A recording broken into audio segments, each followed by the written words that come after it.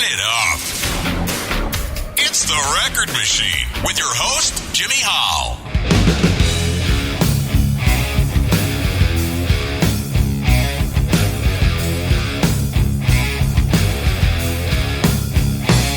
She burns me alive with those eyes, and her lips taste like fire. Come a little closer, move a little closer to where you need to be. Ooh, yeah. Let me be your doctor. I got some things to show you. Red hot desire. Let me take you higher. There's no one around, there's nobody to stop you. And I'm coming to get you, girl. There's no one around, girl, I don't wanna fight you. Yes, I'm coming to get you now.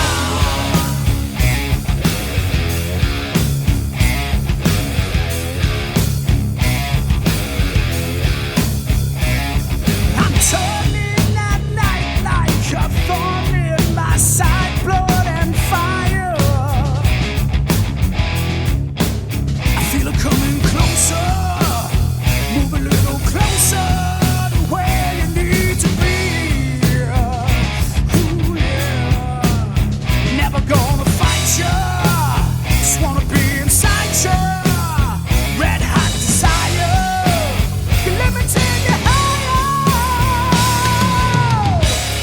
There's no one around, there's nobody to stop you.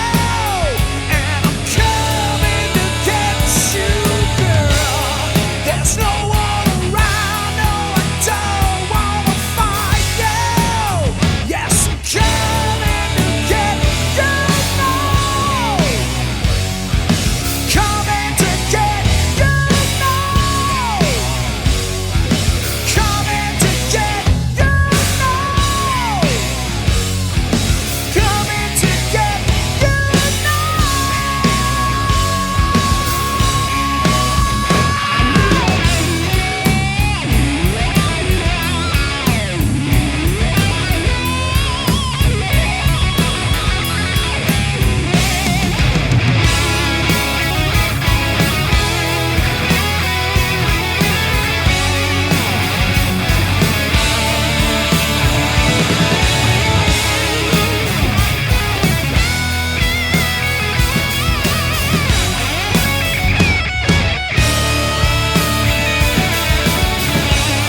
There's no one around, no, I don't wanna fight you.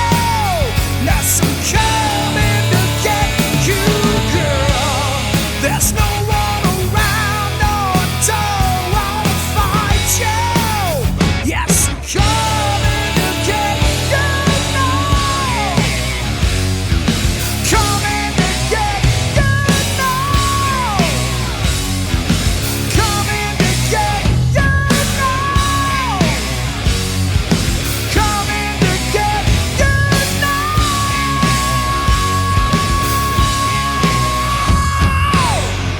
Ladies and gentlemen, please welcome from the band The Fifth, singer Roy Cathey. Roy, how you doing, buddy? Hey man, can you hear me good? Yeah, you sound pretty good. Fantastic, man. Sorry for the lateness, but when you work a real job and in 5 bands, shit gets crazy. Oh, absolutely, man. I totally understand. I figured that's what it was, Yeah. I've, my day job, I've kind of moved up in the ranks, and I've got a few more responsibilities now. So we had one of those installs today. That's pretty cool. You're in the air conditioned heating business, right?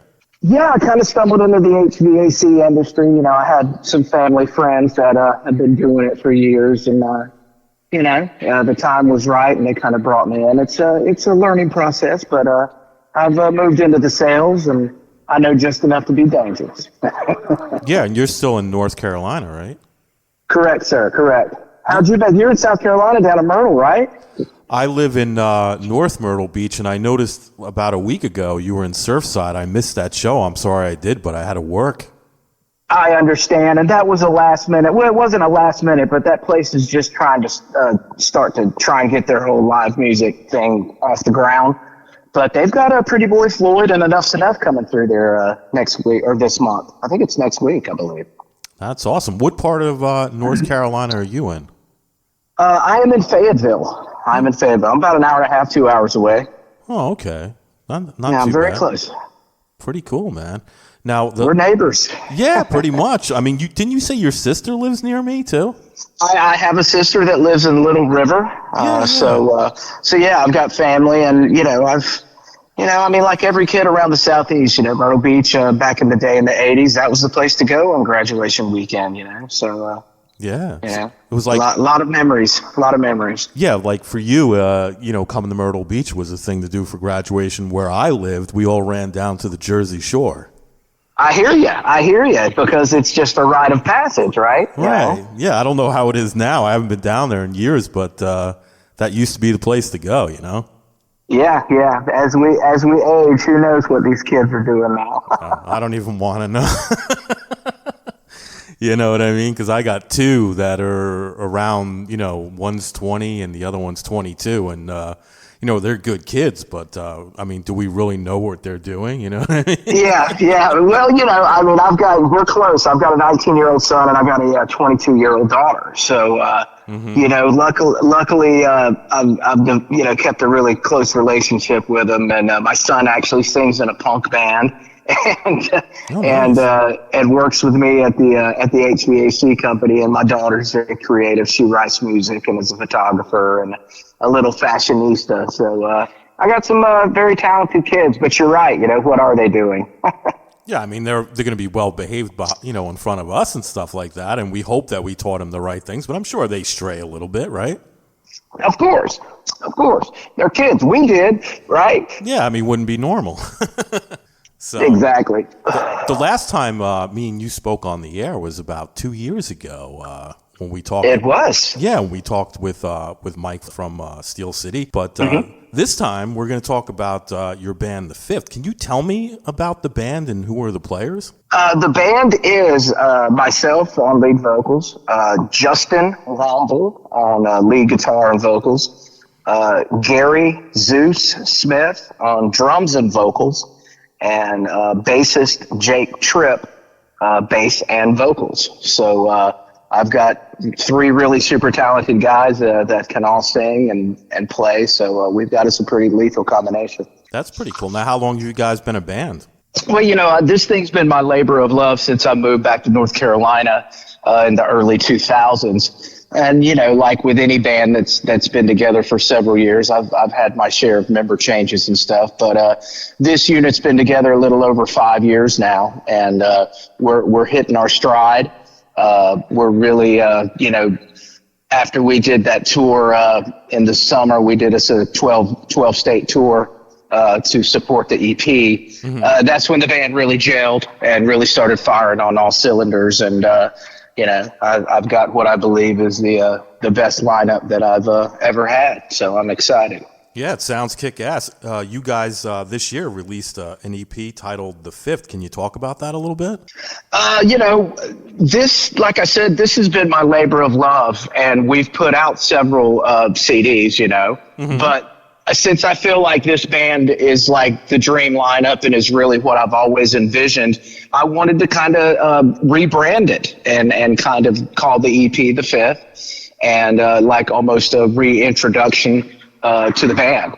So, we were really excited to be able to get this thing out during the pandemic, made it challenging, of course. There were some sessions that got delayed, and it was, kind of hard to put the sessions together sometimes, but, we got it done, and some great things have come from it. So the name The Fifth, where did that come from? That's always the question. Alcohol? It's a funny story. Alcohol is involved, but actually, I spent several years in Atlanta in the gentleman's club industry, mm-hmm. and the way that I would count table dances for the ladies to make sure that I got tipped out right. Beside their sign-in sheet that I would get from the house mom, when I would see them giving their dances on the floor, I'd put a check, and I put the slash to it. And I looked at it one time, and I looked at that, and I said, wow, that would look cool on the front of a kick drum or on a hat. I was like, 5, the 5th. Hey, the 5th. Okay, I need to remember that. And I just kind of tucked that away in my head. And years later, when I started to put the project together, I kind of already had the name of the band. And, it has several meanings. It could be a fifth of liquor. It could be the fifth commandment. It could be the fifth dimension. It could be the Fifth Amendment. You could just go on and on and on. There's only 4 members of the band. The 5th member is the audience. You know what I mean? So, I kind of left it wide open for interpretation. That way, the 5th can mean many things. It can mean whatever to whoever. That's very cool. This podcast is going to feature 2 tracks from this release, Coming to Get You and Home. What's the story behind those songs? Well, me and Justin Womble and the rest of the lads, we put the woodshedding time into writing these songs, but Justin would pretty much come to the table with either the riff started or, a certain amount, and then we would come up with something. With Home, he brought me the demo completed. It already had the guitar solo. It was already arranged, and there was absolutely nothing about it that I wanted to change, and nothing needed to be added. But I knew that we had a very special track, and I knew that it was a hair metal battle. I mean, it's a hair battle, and we weren't afraid to shy away from that. I come from that era, and there's some great music from that era. And we were like, hey, let's write a hair metal ballad. And, I rewrote the lyrics a couple of times. Mm-hmm. And I think that we came up with something really special with Home, because it does have all those elements of those great, hair metal ballads from days past. And as far as Coming to Get You goes, that's one of those collaborations from, between me and Justin and the rest of the guys. He comes in with a romper stomper, and, I throw a little bit of my special sauce on it. And before you know it, we got a big old juicy rock and roll burger. Nice. Your first single, Shake Little Sister, has a video on YouTube that's been viewed over 10,000 times. What goes into a video like that? Well, we got the opportunity to work with a super talented director who's from around this area, a cat named Jaden Frost. And, when we gave him the song and we spoke with him about it and he first listened to it, he goes, man, they just don't make rock stars anymore. He goes, let's make an old school 80s debauchery Motley Crue, Guns N' Roses, hell-raising rock and roll music video like you would see on MTV. And I'm like, fucking absolutely, So, we come up with the script idea.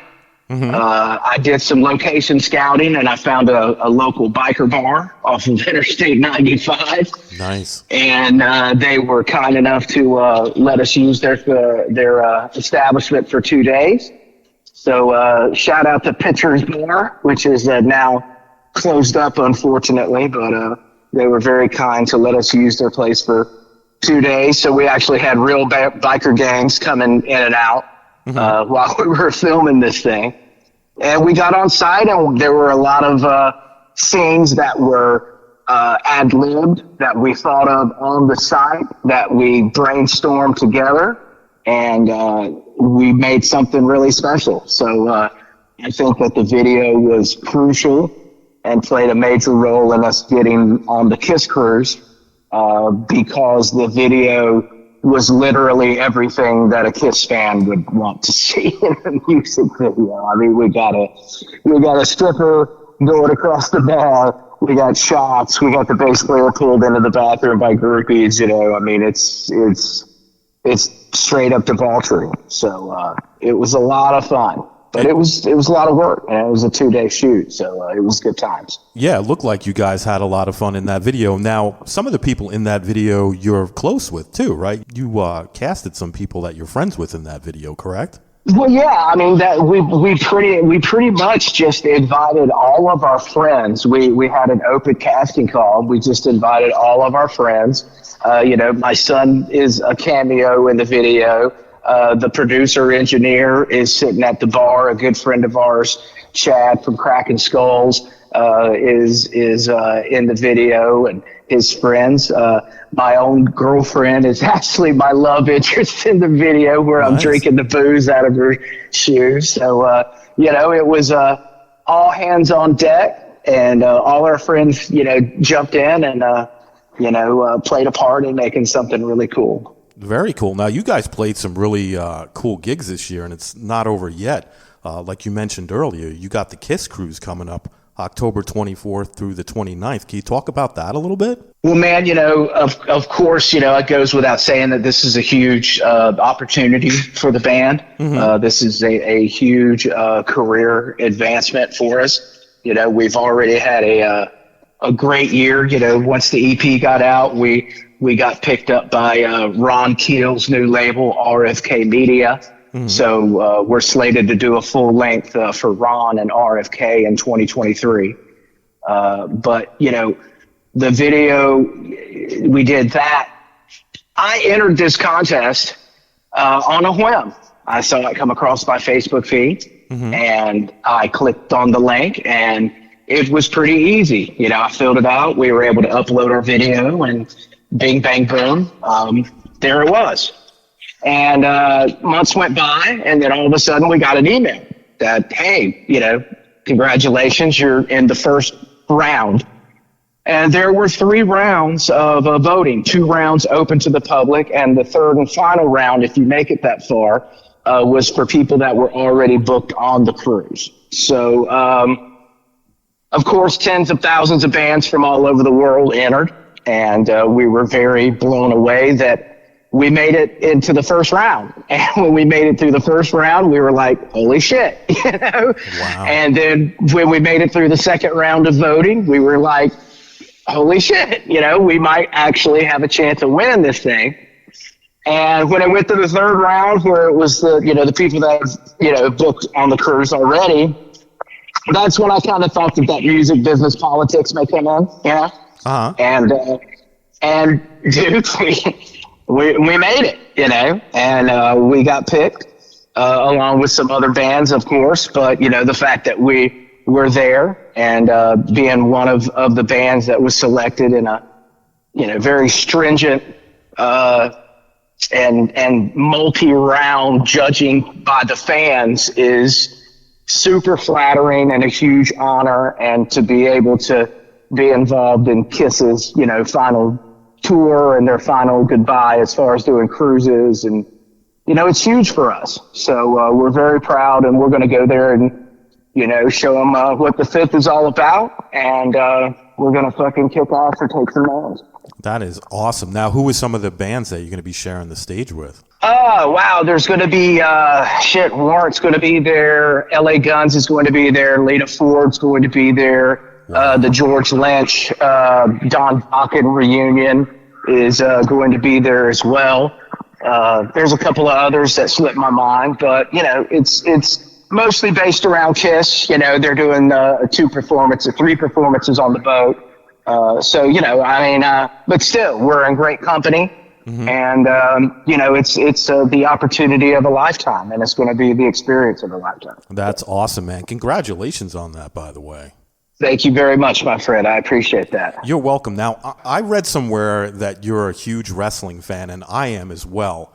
And when I saw that you contributed vocals for AEW superstar Kip Sabian's ring entrance, I thought that was pretty fucking awesome. How did that come about? Well, man, life is crazy, and I've had the Fifth going for several years, and I've met many, many people in my travels. And one fella that I met, this cat named Will David, owned a couple of clubs up in the Richmond, Virginia area. Mm-hmm. And he dug the band because his dad was from the military, and he used to go to high school in Fayetteville at the same high school that I went to. But he was from Fayetteville. So he already, really liked the band because of, the old school roots. So fast forward years and years ago, we stayed Facebook friends. He got out of the club business. And fast forward to 2022, me and my girlfriend are at my local Panera's, and I hear Roy, and I look over and I'm like, well, and now he's like a big corporate bigwig for Panera and runs several Panera stores. Wow. And he is best friends with a cat named Mikey Ruckus, who is the music director for AEW. Nice. So when me and Will reconnected, we started bullshitting about, we do this and what do you like? And, we started talking about wrestling, and he started talking about Mikey. And he said, hey, Mikey remembers you from the Fifth when you would play my clubs. I need to hook you guys up. And I'm like, fucking A, So he hooked us up. And, it was one of those just kind of be patient and wait. So I organically, kept the relationship going, and several months went by, and all of a sudden I got the call, and he was like, hey, I've got something for you. And, he sent it to me. The track was slamming. I went to my studio here at Fayetteville Digital Wave, and my producer engineer, Andy Powell, and we did the voodoo that we do on it, and, put our 2 cents in it, and Mikey loved it. And I had to sit on it for about 4 or 5 months, man, and it was like, don't say anything. You can't say anything. Don't say anything. And it was killing me because I'm an old school wrestling fan. I grew up ringside watching classic NWA matches out here at the Cumberland County Arena. I'd come home with Dusty Rhodes' blood splattered on my T-shirt. You know what I'm saying? That's cool. So, the fact that I was able to be involved with a wrestling intro for a high level promotion like AEW, was just, it's freaking cool, and, but it's crazy when you start mixing business with pleasure though, because at my heart, I'm a wrestling fan, but now I'm so close to AEW after I've done like an intro for them. I can't go on my wrestling dirt sheet Facebook pages or on my page anymore and talk trash because I'll get in trouble. That's funny. Yeah, it's funny. It's just funny because when that whole CM Punk thing happened recently about the press conference and the fight backstage, I posted some stuff and I got scolded. But still, it's so cool to be able to do these things at this point in my life and in my career, and things just still keep going up, and I've had some great opportunities to sing with some major artists that kind of slipped through my fingers recently, but in the grand scheme of things, I've put my blood, sweat, and tears behind the Fifth, and it's finally paying off. So it feels good to be doing something with my brothers. Yeah, it's awesome, man. When I heard that song, I was like, wow, this is kick ass. They got to give that guy a push, though. Kip needs a push. He needs to be on the show like every week, I think. That's my opinion. I agree. Me and my girl, who's, I've got the best girlfriend because she'll sit and watch wrestling with me.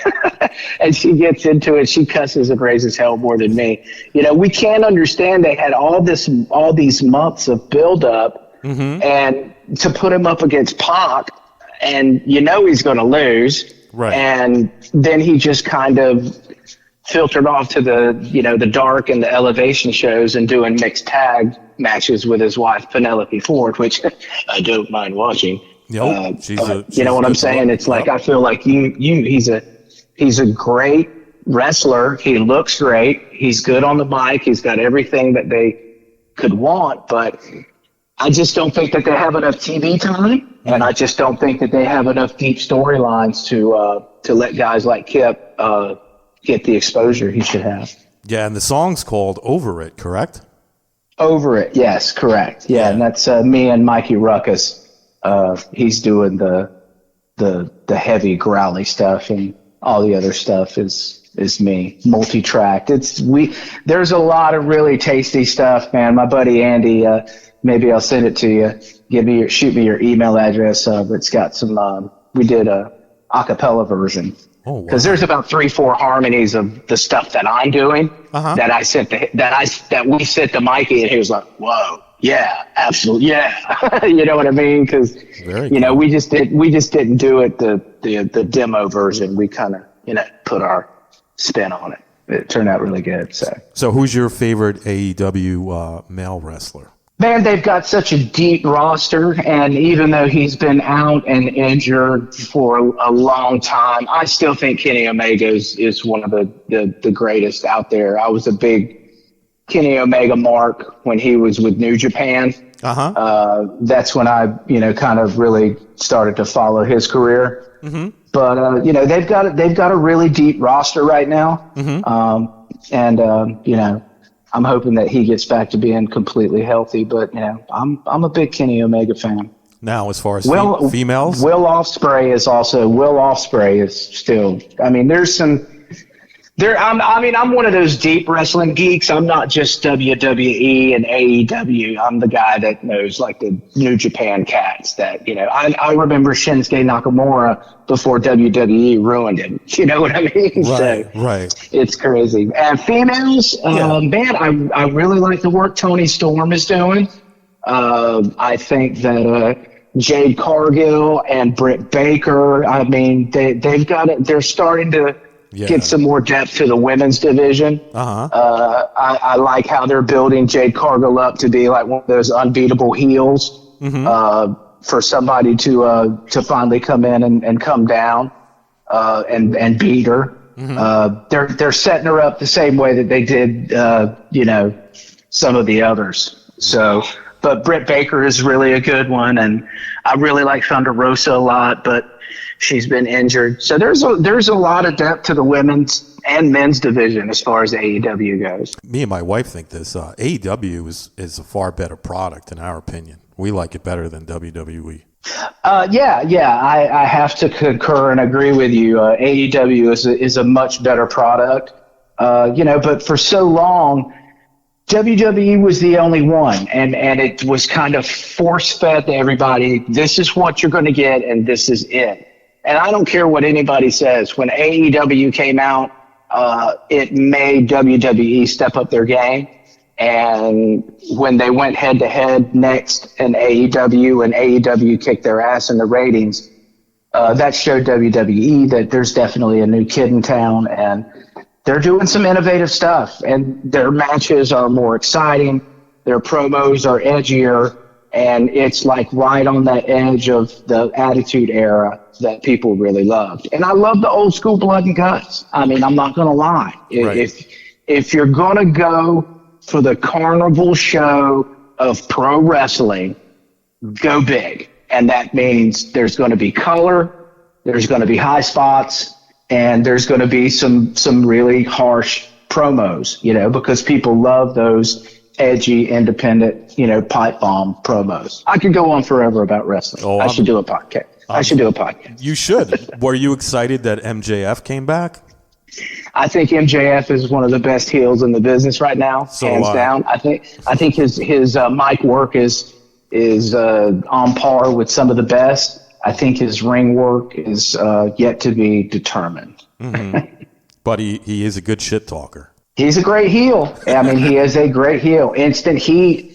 But they're setting him up. I mean, he's so over with the fans right now, he can go babyface and still be a dick. Mm-hmm. I mean, that's how over he is. So it's nuts, man. They've got some, and they're doing exactly what they said they were going to do, and that's make new talent. Right. Because nobody heard of Wardlow. Nobody heard of Darby Allin. Nobody heard of any of these guys, and now people are like going, oh shit, holy shit. Well, I think that's what makes it special. Absolutely.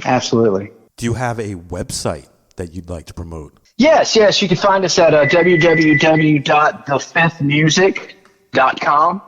That has all the latest updates, and there's links for merch and the videos and everything that we have going on. And there's a lot going on. We got the Kiss Cruise coming up. We're writing for the next record that's coming out early 23. Mm-hmm. We've got some tour opportunities coming up in spring of 23 that I'm not privy to say, but if if all the stars align, we're gonna just keep on rolling from the Kiss cruise on, and just keep the momentum going. Very cool. Now, is there anything you'd like to mention that we didn't talk about today? No, man. I mean, I think we covered everything. It's been a blast talking with you. I love diving into the wrestling realm, but I'd love for you to come down and see us. We've got a show in your backyard back at that Brickyard Lounge in December.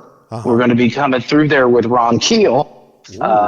So he's going to be doing an acoustic set. We're going to be doing our thing, and it should be a really good show. So I think that's December the 2nd or the 3rd, somewhere in there. Oh, yeah, I'm going to have to make that show. Yeah, man. It's going to be a good one. We'll be there. Definitely. Well, Roy, I want to thank you so much for calling in. I want to wish you the best of luck with the Kiss cruise and the new music that you're going to be putting out, and hopefully I can see you in December. Thank you, brother, man. I appreciate it, and thanks for letting me get back with you.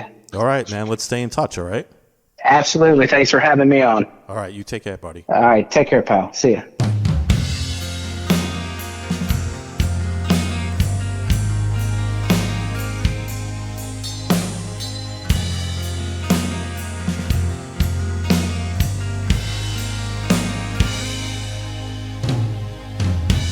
Chasing down the city lights, I'm chasing down a dream, reaching for a satellite, take me away from here.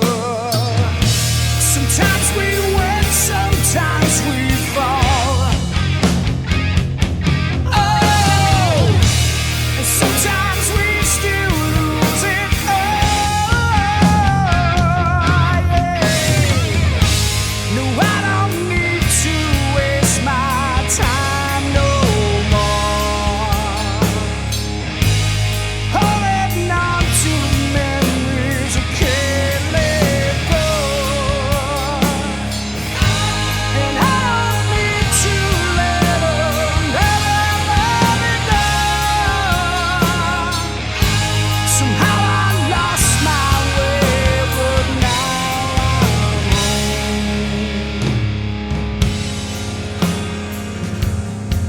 I'm home.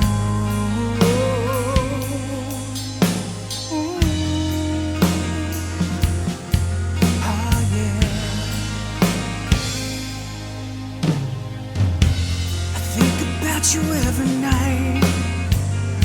So many things that change. Forget about who's wrong or right. Let's run away